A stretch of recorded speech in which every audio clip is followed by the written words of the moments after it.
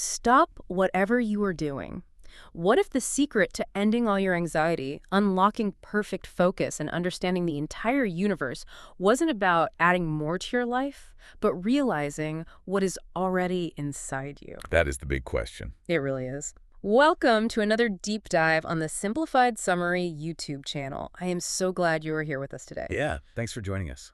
Before we jump in, I want to humbly and warmly ask you to hit that subscribe button, like this video, and share it with someone who loves exploring big, universe-altering ideas. It really helps. It might seem like a small thing, but it is the absolute best way to help this channel bring more incredible summaries directly to you. Your support makes all of this possible. It truly does make a massive difference. And we really need that energy today because we have a monumental task ahead of us. We really do. We are taking an extensive journey into the complete works of Swami Vivekananda. Right. Specifically, we're going to explore his legendary 1893 addresses in Chicago at the world's Parliament of Religions. And then we're going to dive deep into his profound teachings on Bhakti Yoga. Which is the path of love and devotion, right? Exactly, drawn from volumes 3 and 4 of his collected works. The sheer volume of material we are looking at is just, it's staggering. It's massive. Our mission today is to extract the absolute core philosophical nuggets from these massive, historically significant speeches and writings. We want to understand how this ancient Indian philosophy synthesizes action, which is referred to as karma knowledge, known as jnana, and love, which is bhakti, into a highly practical toolkit for navigating modern life. Right, a toolkit you could actually use. Yeah. And I want to be very clear right up front for you listening. We are impartially exploring the philosophical and religious claims made in this source material. We aren't endorsing them as absolute truth. No, not at all. We're just unpacking them together for your intellectual and personal growth. We're looking at this as a fascinating framework for understanding the human experience. That is the perfect way to approach this. I mean, it is a framework that has influenced millions of people across the globe. Right. Whether you approach these ideas from a strictly secular psychological perspective or a deeply religious one, the insights into human behavior are incredibly sharp. They really are. The goal is to see what we can learn from this worldview, how it fundamentally challenges our default ways of thinking, and, what practical everyday tools we can extract for our own lives. Okay, let's unpack this. We have to start by setting the scene, because the context here is just cinematic. Oh, absolutely cinematic. It is September 1893. The world's Parliament of Religions is taking place in Chicago. You really have to picture this environment. It's just a massive gathering. Yeah. Vivekananda describes it as the meeting of two massive mind floods. On one side, you have the young, tumultuous, energetic, highly industrialized West. Right, the Gilded Age. Exactly. It is the height of the Gilded Age, overflowing with self-assurance, hyper-focused on external progress, scientific discovery, and material expansion. And contrasted against that, you have the East, ancient, calm, steeped in thousands of years of introspective spiritual development. Completely different vibe. Totally. A world that traces its intellectual lineage back to the Vedas, the ancient sacred texts of India. It's a culture where the very dust of the roads, as the imagery suggests, has been trodden by saints and philosophers for ages upon ages. Right. And standing at the confluence of these two immense rivers of thought is this young, relatively unknown, yellow-clad wanderer from India. The visual alone is striking. You have all these established religious figures from around the world in their formal wear, and then Vivekananda steps up. Yeah. But what really fascinates me is the psychological weight of what he was doing. He wasn't just up there representing a single narrow sect, was he? Not at all.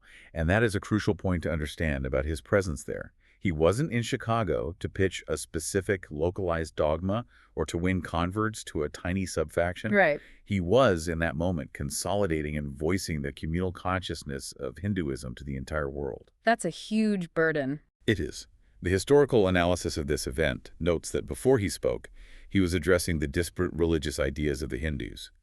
But by the time he finished his addresses, modern Hinduism, as a unified, coherent global concept, had essentially been formulated for the Western mind. He was essentially taking thousands of years of diverse, seemingly contradictory philosophies and demonstrating how they all fit under one massive, inclusive umbrella. Exactly. He was synthesizing everything from the absolute highest, most abstract flights of Advaita philosophy. Which is the non-dualistic view, right? The view that there is ultimately no separation between the individual soul and the universal reality.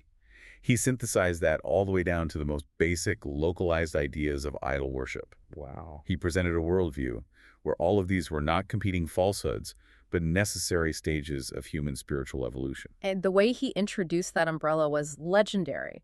He steps up to the podium, this complete unknown to the vast majority of the audience, and he opens his response to their welcome with a quote. A very specific quote. He tells the crowd that it's a hymn he remembered repeating from his earliest boyhood.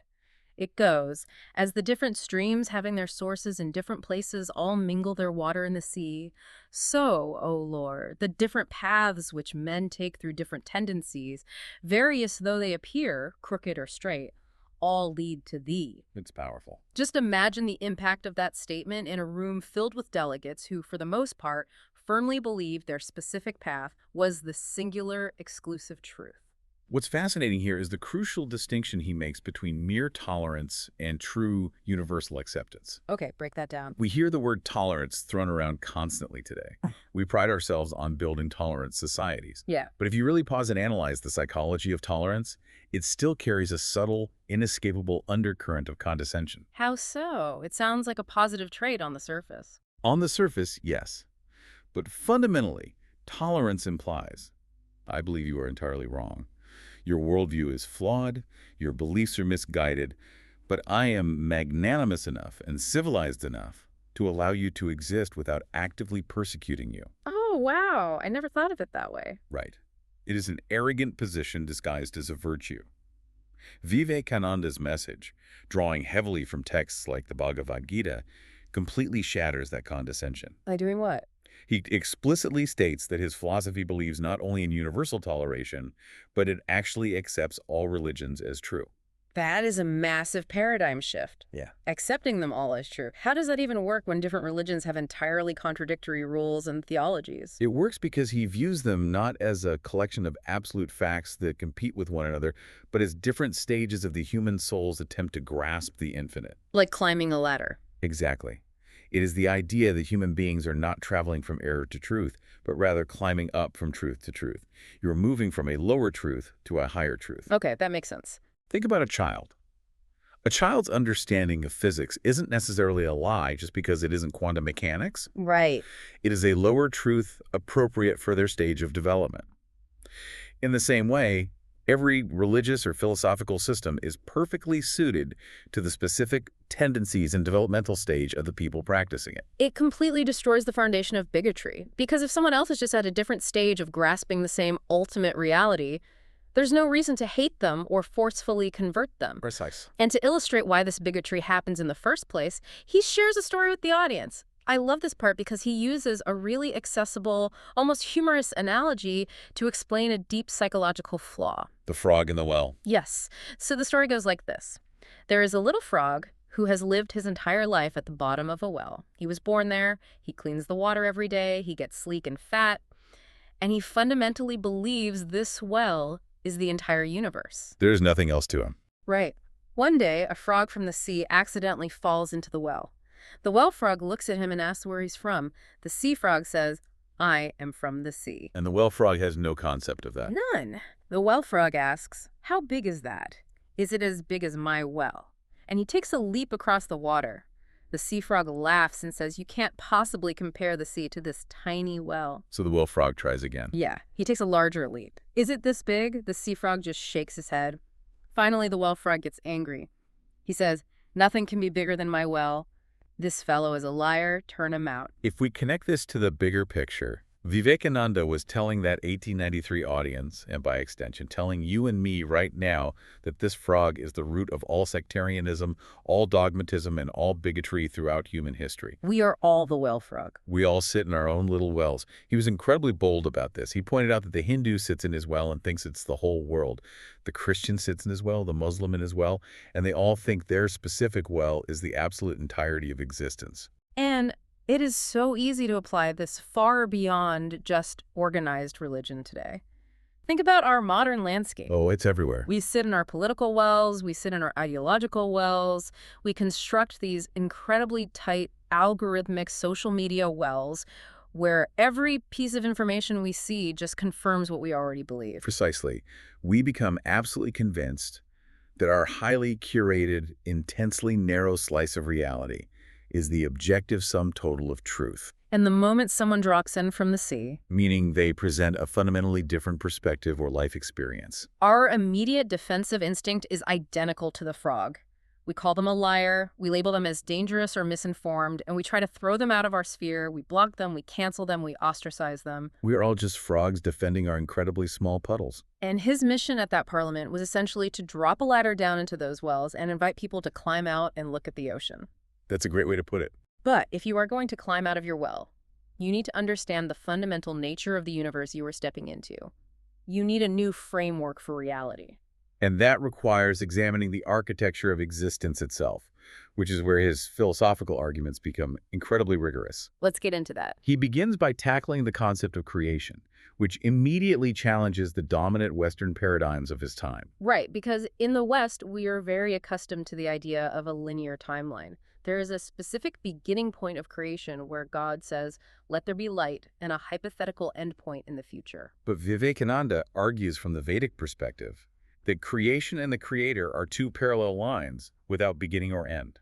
How does he justify the idea that creation never had a starting point? The logic he employs is deeply analytical and actually aligns surprisingly well with principles of physics. Okay, I'm listening. He addresses the idea of a creator God who sits in absolute nothingness and then suddenly decides to create the universe at a specific point in time. He argues against this by pointing out that cosmic energy is constant. If there was a time when literally nothing existed, where was all this latent energy? Someone might argue it was stored within God. And he anticipates that exact argument. If you say the energy was entirely potential within God, and then it became kinetic when he created the universe, you are fundamentally stating that God changed. He went from a potential inactive state to a kinetic active state. Exactly. But in this philosophical framework, anything that is mutable, anything that changes states or forms, is by definition a compound, is made of parts interacting. Okay. And the inescapable rule of the universe is that everything that is a compound must eventually undergo destruction. It must break apart. So if God can change from inactive to active, God is mutable, and therefore God would eventually die. Which is philosophically absurd if you were defining God as the eternal, unchanging reality. Right. That contradicts the definition of God. Therefore, to resolve this, God must be the ever-active providence. God doesn't start creating. Creation is simply the eternal, ongoing nature of the divine. It's just what God does continuously. It is eternal. Systems evolving out of chaos, running for a period of time, gradually dissolving back into a fine, unmanifested state, and then cycling forward again. Breathing in and breathing out. Forever. It is a completely cyclical view of time and existence. That eternal nature of the cosmos has massive implications for how they view the human soul. Because if creation itself is eternal, and without a starting point, the soul must be eternal too. Absolutely. He makes this profound statement, I am a spirit living in a body. I am not the body. The body will inevitably die and dissolve, but the spirit goes on. And the reasoning goes right back to that idea of compounds. Yes. The soul was never created. If the soul had a specific moment of creation, it would mean it is a combination of elements put together at a point in time. And whatever is combined must eventually dissolve and die. Since the soul is eternal, pure, and uncompounded, it has no beginning and no end. It simply moves through different experiences. But hold on, this naturally leads to one of the most difficult, thorny questions any philosophy or worldview has to answer. The problem of suffering. Yes. If we are these eternal, pure souls, and we are operating in a universe overseen by a just and merciful divine reality, why is the world so incredibly unequal? Why is there so much suffering? It's the ultimate question. Vivekananda poses this directly in his address. Why is one person born happy, healthy, and wealthy, while another is born entirely miserable? And if God created us all fresh the exact moment of birth, why is he so seemingly partial and cruel? Exactly. Saying that a person who is born into a life of absolute wretchedness will be rewarded in some future heaven doesn't solve the immediate anomaly. It doesn't. It doesn't justify a supposedly loving God being so cruel to a newborn right now. And that is exactly why this philosophical framework rejects the idea of fresh creation at birth. It answers the problem of suffering through the spiritual law of cause and effect, which is the concept of karma. Okay, I have to push back here because this is where the concept of karma often deeply offends modern sensibilities. It definitely can. Are we really saying that a child born into severe poverty or someone born with a debilitating physical illness is entirely to blame for their own condition? That sounds incredibly harsh. It sounds like the ultimate form of victim blaming. It does. How does Vivekananda reconcile that with compassion? It is a critical question, and it requires a very nuanced understanding of what karma actually is, removed from our modern Western projections of punishment. Okay, let's clear that up. Karma is not a judicial system managed by a vindictive deity in the sky handing down sentences. It is simply the immutable law of cause and effect, much like gravity. The philosophy argues that the intense anomalies of this life cannot be explained solely by material heredity. Meaning genetics. Right. Heredity might explain the physical configuration of the body, like why you have your grandfather's nose or a genetic predisposition to a certain height. Sure. But the peculiar tendencies of the mind, the unique inherent character that a soul possesses from an incredibly young age, are caused by its own past actions.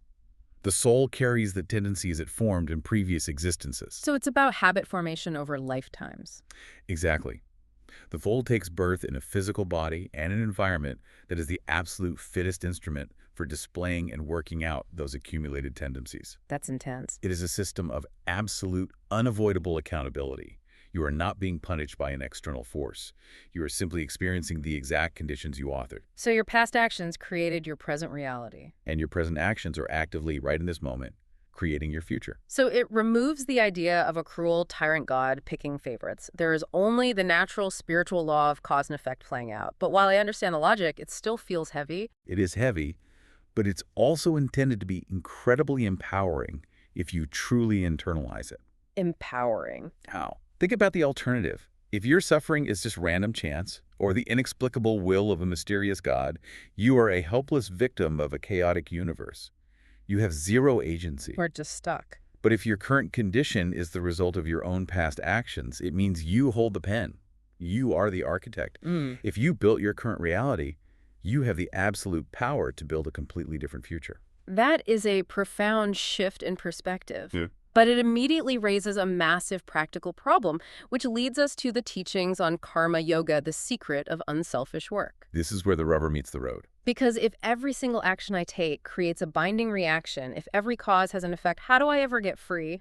Aren't I just trapping myself further with every new action I take today? That's the trap. How do I live and work in the world without constantly forging new chains of karma for myself? That is the exact dilemma karma yoga seeks to solve. And to explain how to break that cycle, the teachings introduce two foundational Sanskrit concepts that describe human psychological impulses, pravritti and nivritti. Let's define those because they seem central to everything that follows. They are. Pravritti essentially translates to revolving towards. It is the impulse of grabbing, of pulling things toward the center, toward the self. The ultimate ego trip. It is the absolute core of selfishness. The philosophy describes it as the intense feeling of I and mine. It's the desire to take everything wealth, power, name, fame, pleasure, and relentlessly center it all on your own physical entity and your own ego. It sounds like the default operating system for most of modern society. It is the survival instinct pushed into overdrive. Nivritti, on the other hand, means revolving away. It is the impulse of self-abnegation, of letting go, of giving up that center of I and mine. Revolving away. I like that. And the texts make a very bold, uncompromising claim here. All morality, all religion, and all spiritual progress begin exclusively with nivritti. In fact, it asserts that nivritti, this total self-abnegation, is the exact convergence point where all the different spiritual paths meet. He makes this stark equation. Unselfishness is God. Selfishness is the world. I love how binary that is. It cuts right through the noise. It completely bypasses all the external trappings of religion. You could live in a golden palace on a literal throne, but if your mind is perfectly unselfish and revolving away from the ego, you are fundamentally in God. And on the flip side, Conversely, you could live in a tiny hut, wearing absolute rags, owning zero possessions.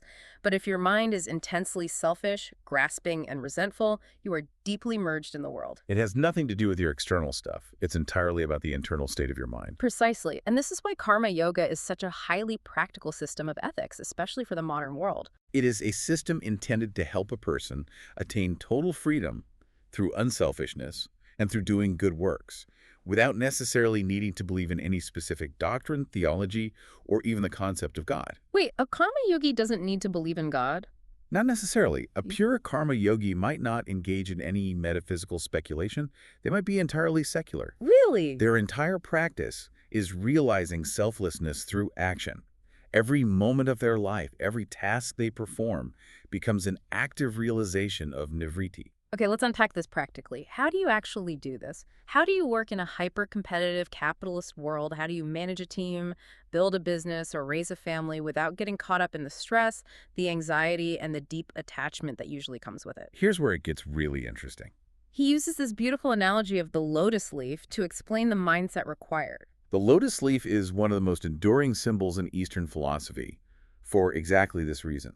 In India, the lotus plant grows directly in water, often in muddy water. But because of the unique nature of the leaf, the water cannot touch it or adhere to it. It's hydrophobic. Right. If you drop water on a lotus leaf, it just beads up like mercury and rolls right off. It remains completely dry and pristine despite being immersed in the environment. And the teaching says, so will you be in the world. You can mix everywhere. You can be deeply involved in complex projects. You can be surrounded by the chaos of society. But if you have this mental non-attachment, you remain completely uncontaminated by the friction and the misery of it all. It is a state of profound mental dispassion. The philosophy warns that without this non-attachment, there cannot be any real lasting growth. You will just be tossed around by the waves of circumstance. And again, it clarifies that non-attachment isn't about physical isolation. Running away to a cave doesn't make you unattached. Right, you take your mind with you. A person alone in the desert might be obsessively, frantically attached to the survival of their own physical body or to the memory of what they left behind.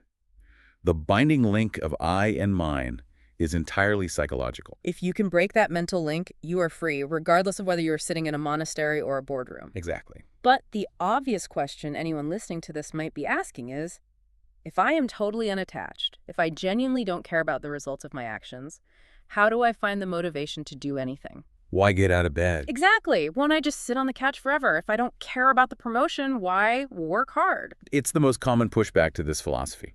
We are so conditioned to believe that desire for a reward is the only valid human motivation. It's how our whole society runs. But the texts offer a brilliant counter-perspective. They tell the story of a peculiar teacher who was asked about the true secret of work. The teacher said, "Let the end and the means be joined into one." Let the end and the means be joined into one. What does that practically look like? It means that when you are doing any work, you absolutely refuse to let your mind project into the future to think about what you will get out of it. You stay entirely in the present. You do the work as the highest form of worship or the highest expression of your nature, and you devote your entire consciousness to the execution of the task for the time being.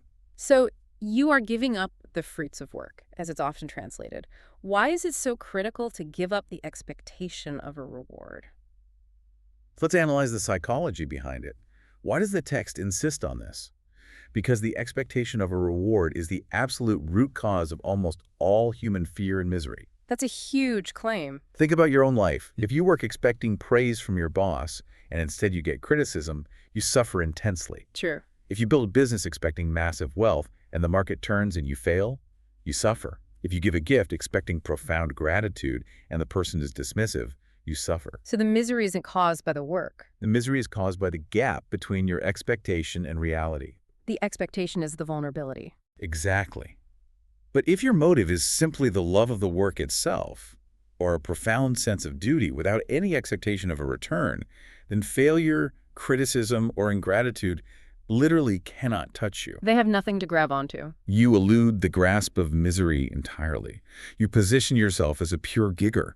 You work because it is your nature to work, just as it is the nature of the sun to shine. The sun doesn't demand that you say thank you before it warms the earth. Right, it just gives. I look at that as the ultimate life hack for anxiety. If you truly deeply don't care about the fruit of the action, you can pour 100% of your cognitive energy into the action itself. You're not distracted by the future. Whereas most of us waste 50% of our energy worrying about what might happen tomorrow, what people will think, or if we'll get the credit.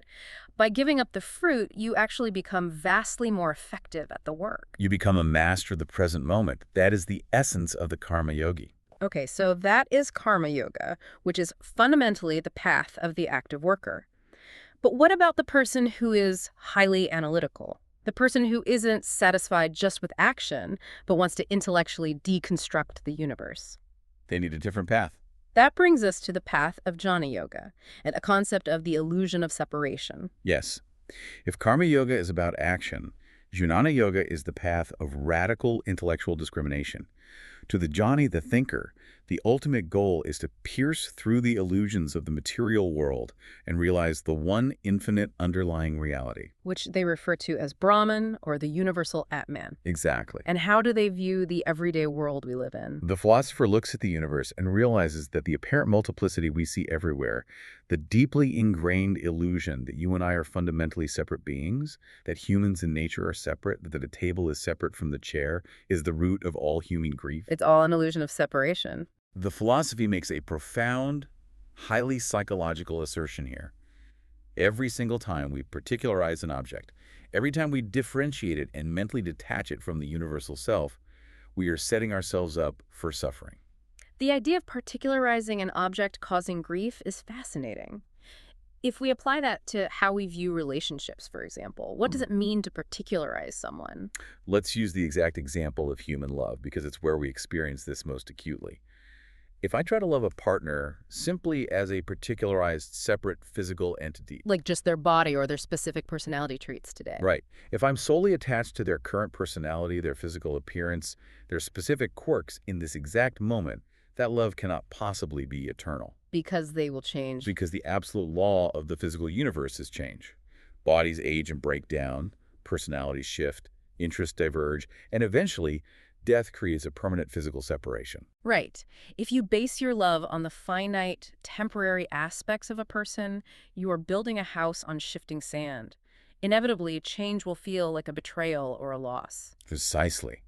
Because I have conceptually detached that person from the infinite unchanging universe and attached my happiness only to their finite changing form, that love will inevitably end in grief.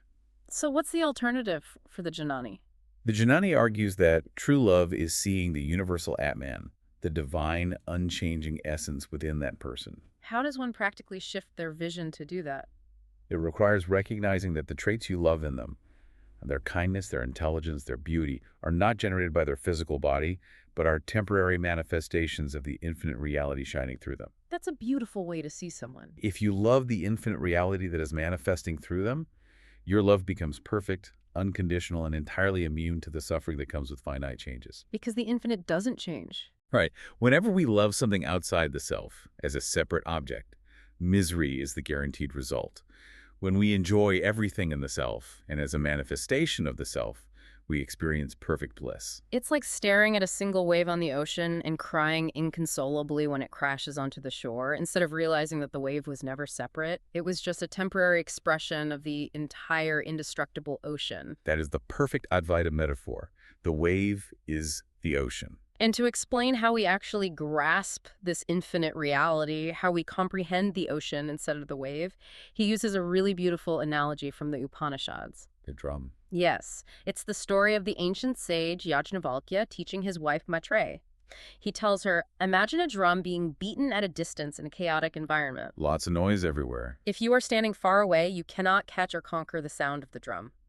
The sound waves are confusing, overwhelming, and mixed with 100 other noises. You can't control it. It's just chaos. But if you walk directly up to the drum and place your hand firmly on the skin of the instrument, or if you get hold of the drummer himself, you immediately conquer and control the sound. You stop the vibration at the source. He uses the exact same analogy for a conch shell being blown or a stringed instrument like a veena being played.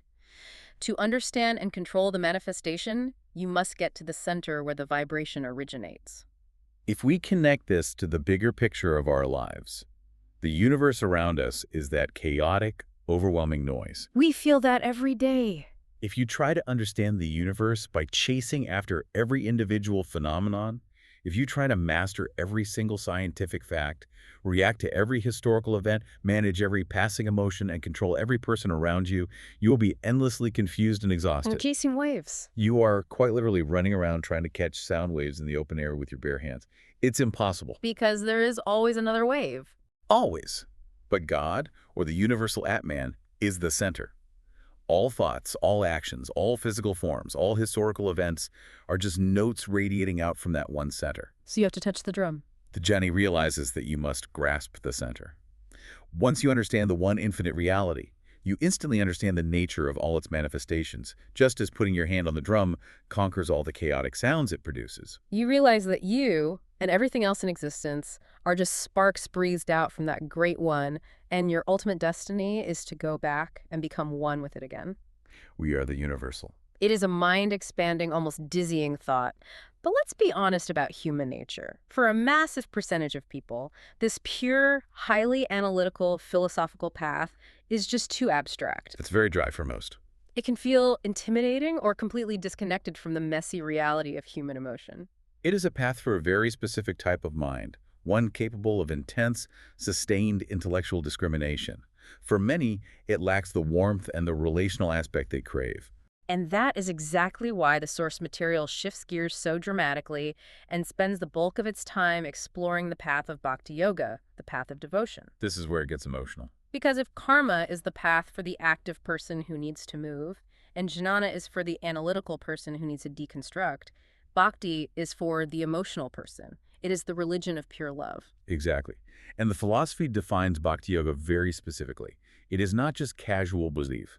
It is a real, genuine, intense, and unceasing search after the Lord, a search that begins, continues, and ultimately ends in love. And what truly distinguishes Bhakti from the other paths we've discussed is its absolute lack of ulterior motives. It doesn't seek any external result whatsoever. Let's contrast that, because I think it highlights the uniqueness of Bhakti. Well, think about the karma yogi we discussed. The karma yogi might be engaging in actions specifically to purify their mind and achieve non-attachment. Right, there's a goal. The Jnana yogi is intensely seeking liberation from the ignorance of the illusion of separation. They want freedom. But the true bhakta isn't looking for a reward. They aren't praying to go to a literal heaven. They aren't praying for health. They aren't praying for financial success. Incredibly, they aren't even praying for spiritual liberation. For the true bhakta, love is its own fruition.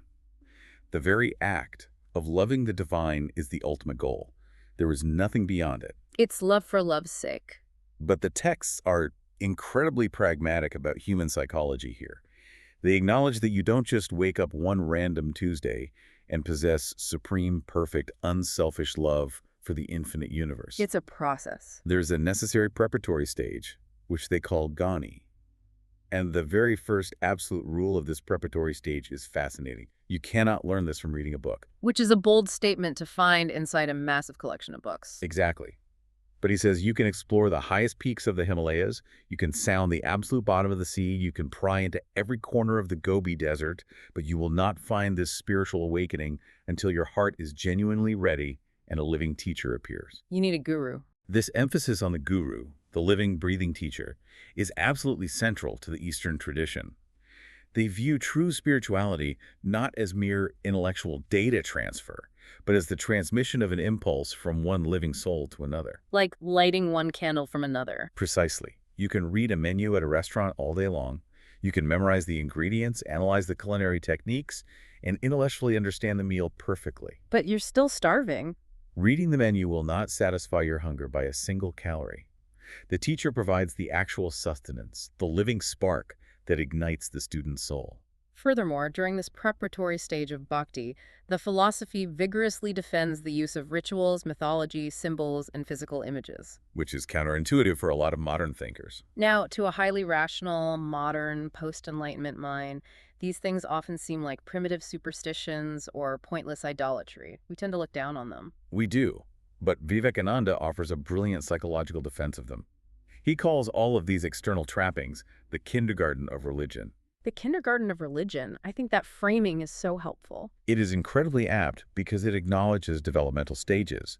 You don't walk into a kindergarten classroom and try to teach the children advanced calculus or quantum mechanics. You just try. You give them wooden blocks, you give them colors, you give them tangible shapes to hold in their hands to help them begin to grasp abstract concepts of math and geometry. Right. And similarly, for the vast majority of human beings, the purely abstract concept of an infinite, formless, omnipresent, universal reality is just impossible to grasp. emotionally. You can't hug the infinite.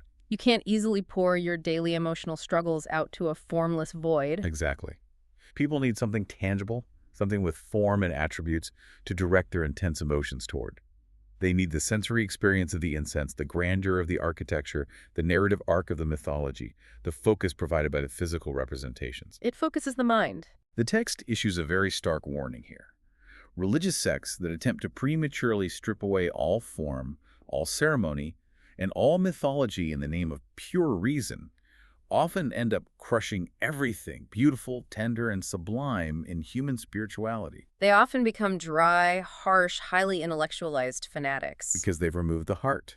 He says the ritual and the symbol are the protective hedge planted around the tender, growing plant of spirituality. You absolutely need the hedge to protect the plant from being trampled when it is young. You use it faithfully until the plant grows into a massive, strong tree. And once it's a tree, the protective hedge naturally falls away because it's no longer needed. But there is a huge danger in this preparatory stage, a trap that many people fall into.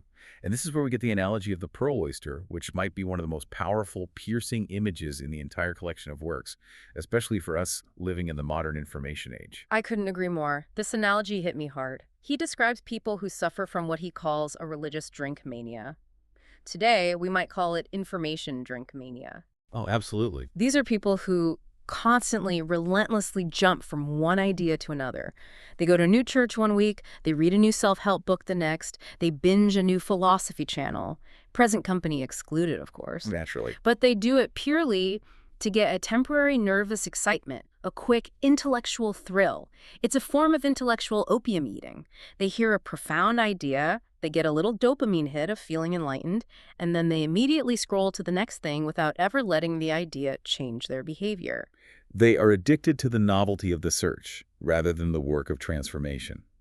And the antidote to that restless consumption is the pearl oyster. Tell the story of the oyster because the imagery is beautiful. According to ancient Indian folklore, the pearl oyster lives at the very bottom of the sea.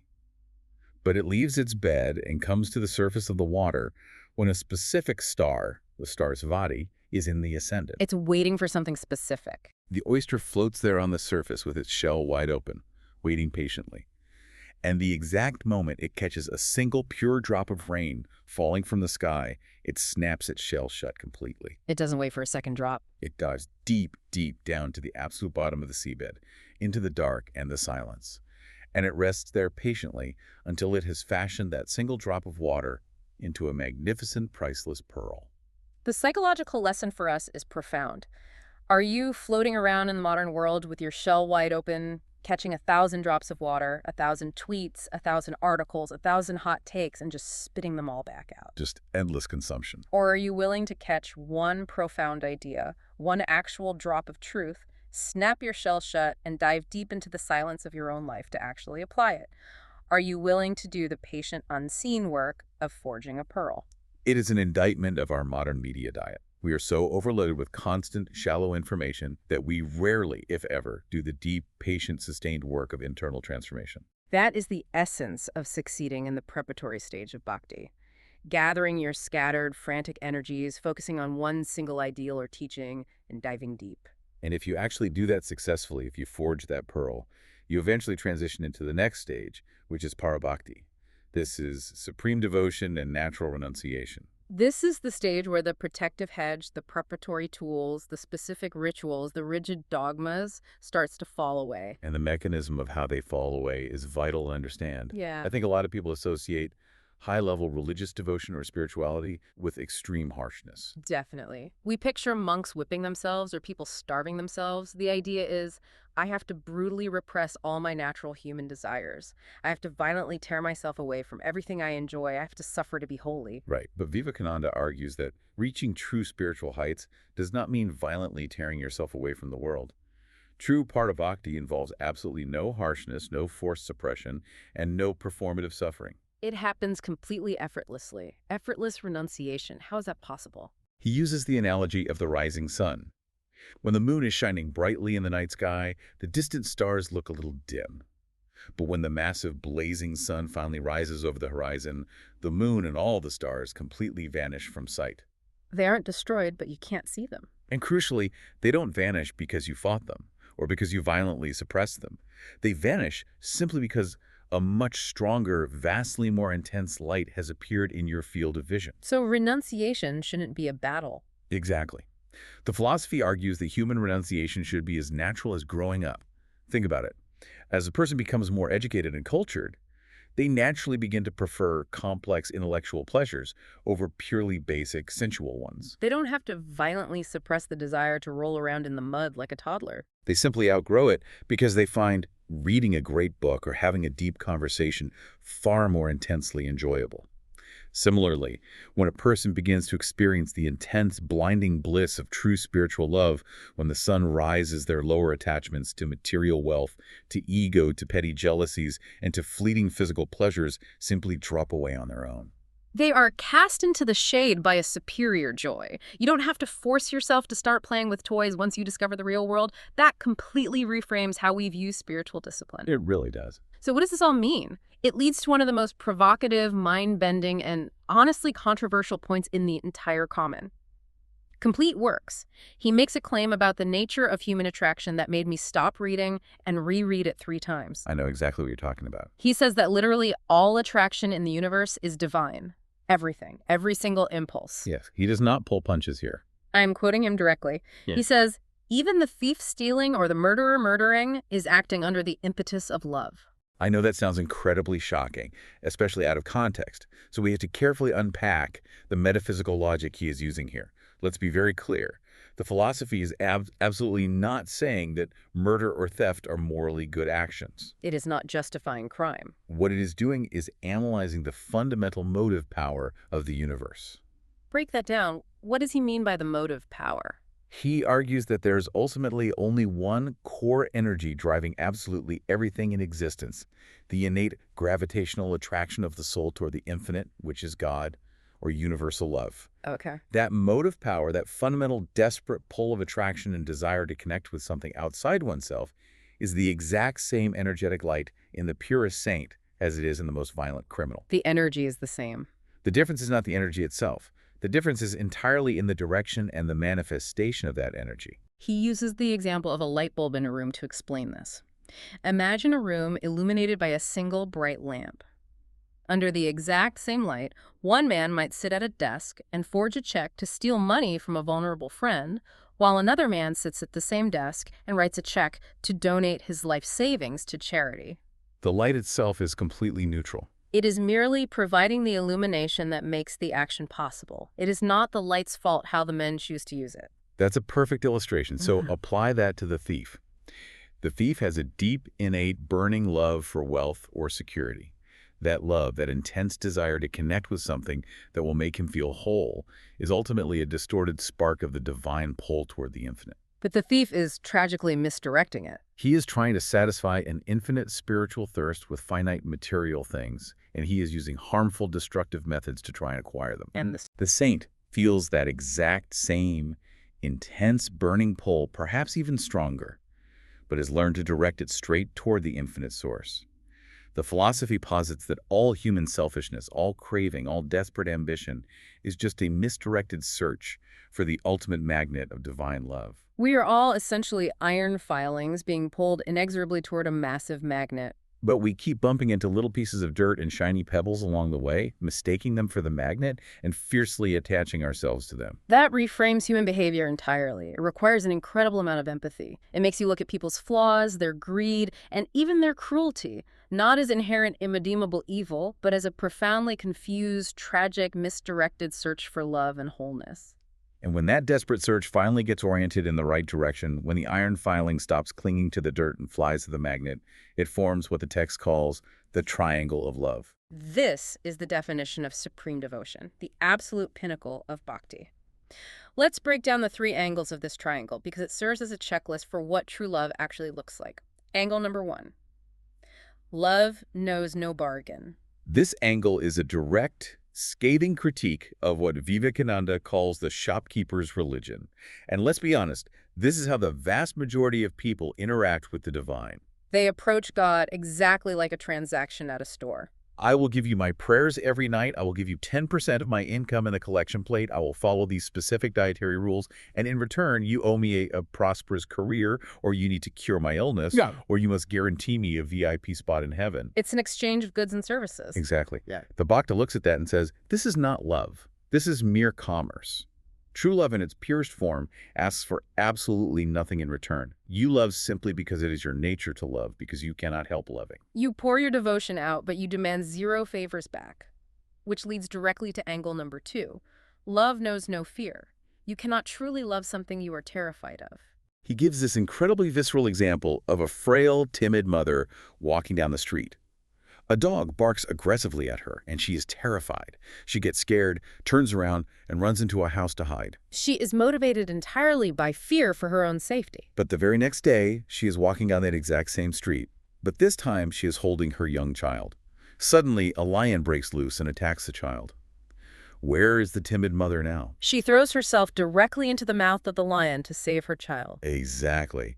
The intense, overpowering love for the child completely obliterates her fear of death. The fear ceases to exist in the presence of that level of love. Therefore, if you fear God, if your entire religious life is based on worshiping out of a sheer terror of hellfire, eternal punishment, or divine retribution, you haven't even begun to touch the hem of true love. Fear and love cannot occupy the same space. And then we reach the third angle, the absolute apex of the triangle. Love is unto love itself. The highest ideal is loving love purely for its own sake. The perfected bhakta doesn't look for God in theological arguments or historical proofs or rigid doctrines. They honestly don't care if a brilliant philosopher can logically prove God's existence using the scientific method. To the bhakta, God is love, and love is the single most visible, tangible, undeniable force in the universe. It's the unifying principle. Yes, it's the gravitational force holding the planets in orbit, and it's the identical force that makes a mother love a child or a friend sacrifice for a friend. They worship that highest ideal of absolute unselfish love. And as you reach that apex, the way you relate to the entire universe completely changes. Which brings us to our final section, the human relationships with the divine and supreme surrender. Because even in this incredibly high, abstract state of parabhakti, human beings still have human minds. We still need relational frameworks to understand the infinite. We do, and the text outlines an evolutionary progression of these relationships. A person might start by viewing God as a distant father, an authority figure to be respected and obeyed. Or they might view God as a master, and themselves as a humble servant whose only job is to follow orders. But as love deepens and fear vanishes, the relationship moves to something much more intimate. It moves to a state called sakya, which is friendship. Treating the creator of the universe as a friend, or even a playmate, is a profound shift in tone. The text says, look at the universe as a massive playground. We're all just playing games. And it asks a fascinating philosophical question. Why did God create the universe in the first place? It answers by saying it wasn't out of some desperate need or lack, because a truly perfect, infinite being has absolutely no needs. Therefore, creation was done in sport. It's Lila, it's just good fun. Now, I can imagine someone listening to this right now, perhaps someone going through an incredibly difficult time, hearing that and getting legitimately angry. They might say, my suffering isn't fun. My grief isn't a game. This world is terrible and cruel. How dare you call it a playground? It's a very fair reaction. How does the philosophy answer that pain? It answers it by offering a radically different perspective designed to challenge our intense attachment to our own personal drama. The text uses the metaphor of chess. It says we are God's chessmen.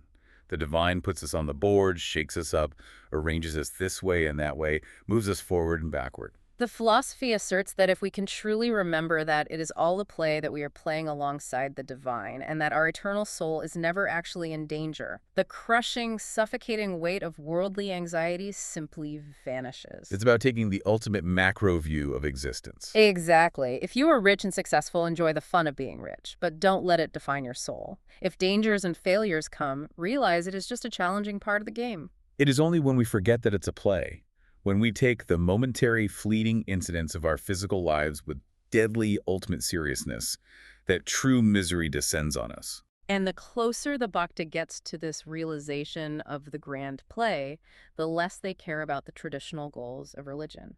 We talked earlier about Jnana Yoga, where the ultimate role of the philosopher is to completely merge with the infinite, to lose their individual identity and become one with Brahman. But the ultimate bhakta, the lover, says something entirely different. They say, who cares to become sugar? I want to taste sugar. That is a brilliant encapsulation of the difference. The philosopher wants to dissolve the ego completely and lose their individual identity in the vast ocean of consciousness. But the lover wants to maintain just enough of a tiny separation, just a thin veil of individuality to be able to enjoy the relationship with the beloved. They want to experience the dynamic ecstasy of devotion. They want to be the taster, not just the substance itself. This raises an important question. Doesn't maintaining that separation mean they are still stuck in the illusion of I and mine? Isn't that a return to selfishness? It's a great question, but the text clarifies that this is not a return to selfishness because of how their love expands. It brings up two crucial concepts, samashti, which means the universal whole, and vyashti, which means the particular fraction. Let's define those in the context of love. The philosophy argues that you cannot truly, unconditionally love a particular human being until you love the universal whole. If you just try to love one person after another, jumping from vyashti to vyashti, your love will always hit limitations. People will disappoint you, they will change, they will leave. You will never be able to love all of humanity that way. But if you fall deeply in love with the samashti, the generalized, universal, divine reality that permeates everything, then you automatically and perfectly love every single particular manifestation of it. Because you see the whole in the part. You see God in every person, every animal, every plant, every atom. Exactly. And when you actually see God in absolutely everything, you achieve the ultimate final state of bhakti, which is called apratikulia, or perfect supreme resignation. Supreme resignation, what does that practically look like? In this state, the bhakta has completely defeated what the text calls the demon of the body idea. Think about how much energy we spend literally our entire lives obsessively protecting, feeding, clothing, and pleasing our physical bodies. Everything we do is to avoid physical pain and seek physical comfort. But the perfected bhakta has realized, at the deepest level of their being, that they are not the body. Therefore, whatever happens to the body is ultimately irrelevant to their true self. They welcome pleasure, but they also genuinely say, welcome misery. He writes that if a venomous snake comes to bite them, they don't strike it in fear. They say, welcome, snake, you are also an emissary from the beloved. Even death is welcomed with a smile, not out of depression, but out of total surrender. They have completely ceased to assert their own selfish will against the flow of the universe. They say, thy will be done, and they actually literally mean it. That level of total surrender is almost impossible for a normal human mind to fathom. It contradicts every survival instinct we have. It's no wonder the text finishes this section with the story of the lunatic asylum, because to the rest of the world, someone who acts with that level of non-attachment and love looks completely insane. They look entirely unhinged from society's priorities. The story goes that a man who was deeply, intensely devoted to God was repeatedly called mad by his friends and family. They thought he had lost his mind because he didn't care about money or status, and his response to them was brilliant. That's one of my favorite parts. He said, my friends, the whole world is a lunatic asylum. Some are mad for money, some are mad for fame, some are mad for power, some are mad for physical pleasure. In this big lunatic asylum, I am also mad, but I am mad for God. And I think my madness is the best madness to have. It is a profound, incredibly piercing observation of the human condition. If we are honest with ourselves, we are all driven by obsessive passions. We're all slightly mad for something. The only real question we have to answer is, what is the object of our madness? Are we obsessing over things that are temporary, finite, and ultimately guaranteed to leave us unfulfilled? Or are we going to be mad for the infinite, the eternal, the absolute ideal of unselfish love? The Bhakta has chosen the latter, and in doing so, they have cured the deep disease of the world that was inside them. Okay, we have covered a truly massive amount of ground today.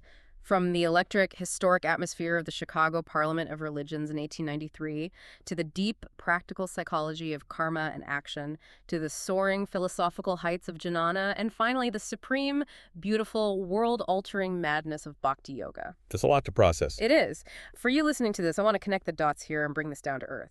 Whether you consider yourself a deeply religious person or a highly secular, rational pragmatist, the psychological frameworks we've unpacked today are incredibly potent tools for navigating modern chaos. It's really practical. Think about the lotus leaf. Imagine cultivating the ability to be deeply, passionately engaged in your career, your art, or your family, but remaining so mentally unattached to the immediate outcomes that the inevitable failures, criticisms, and market crashes roll right off you like water. Think about the chessmen. Viewing the intense anxieties and daily dramas of your life as a grand cosmic play, instantly removing the crushing weight of taking yourself and your ego too seriously. And think about elevating your passions, realizing that every single craving and desire you have is just a misdirected search for something infinite and choosing to redirect that energy. I completely agree. The true, lasting value of this kind of profound philosophical knowledge isn't in memorizing Sanskrit terms. It is when it is understood and actively applied to reduce the everyday friction and suffering in our lives. If we can apply even a small fraction of the unselfish action of the Karma Yogi, the broad, non-particularizing perspective of the Jnana Yogi, and the unconditional, fearless love of the Bhakti Yogi, our lives will be immeasurably richer and far less anxious. It's about taking these ancient, massive ideas and using them as a practical lens to see our own daily struggles and motivations more clearly. It really is. And I want to leave you, the listener, with one final provocative thought to mull over as you go about the rest of your day or as you lie in bed tonight. If every single craving you have, from the subconscious urge to check your phone for the 100th time today for a hit of validation, to the exhausting pursuit of a massive, life-defining career goal, if all of that is actually just your soul blindly, desperately searching for an infinite, unchanging love, how will you choose to direct that energy tomorrow morning? That's the real challenge. Thank you so much for joining us on this deep dive. Before you go, I want to humbly ask you one more time to hit that subscribe button for the Simplified Summary channel. Please leave a comment below telling us what your biggest aha moment was from this discussion. Was it the arrogance of tolerance, the lotus leaf, the pearl oyster, or the lunatic asylum? We truly want to know what resonated with you, and please share this video with someone who needs to hear it. Supporting the channel is what makes these expensive deep dives possible. Until next time, keep learning, keep questioning, and keep diving deep.